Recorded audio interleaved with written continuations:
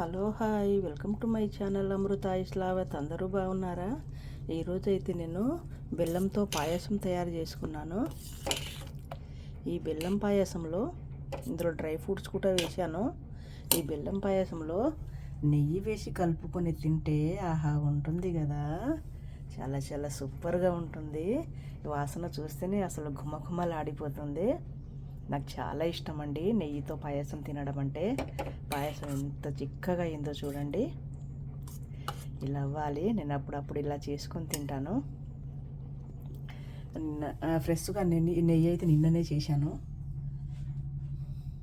నెయ్యి కూడా చాలా బాగుంది. ఓకే, మీరు కూడా ఇలా బెల్లంతో పాయసం చేసుకోండి. ఓకే, ఈ వీడియో కనుక నచ్చితే లైక్ చేయండి, షేర్ చేయండి, సబ్స్క్రైబ్ చేయండి. Okay, bye.